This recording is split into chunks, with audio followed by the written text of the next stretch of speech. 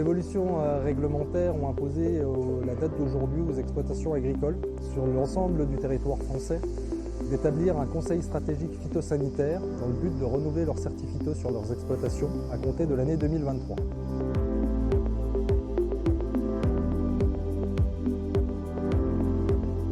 Le diagnostic de mon exploitation m'a surtout apporté une vision extérieure de mes pratiques culturales sur ma culture de blé, orge et maïs.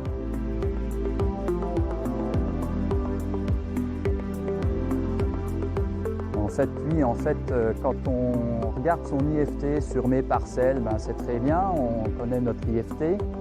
Par contre, se comparer au groupe régional et aux autres, c'est là que ça prend du sens.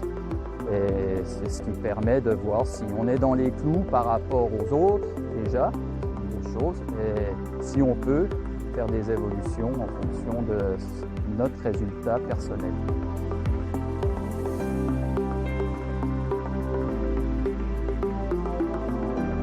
On a eu une discussion en amont pour établir ce plan d'action en fonction de mon exploitation, de mes distances de parcelles, du temps passé, du matériel disponible, du coût que ça pouvait engendrer. Du coup, il est facile de se mettre d'accord sur un plan d'action réalisable.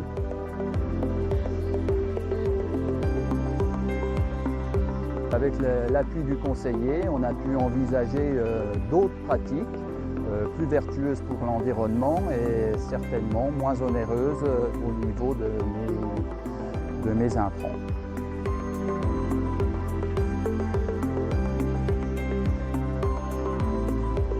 Suite à la réalisation d'un conseil stratégique phytosanitaire, la Chambre d'agriculture, en accord avec l'exploitant, est en mesure de proposer un plan d'action et d'accompagnement personnalisé à chaque structure, faisant intervenir plusieurs conseillers de la Chambre d'agriculture, aussi bien sur le conseil phytosanitaire ou du conseil en termes d'élevage, afin d'optimiser les outils de production et de répondre aux critères de baisse des IFT sur l'exploitation.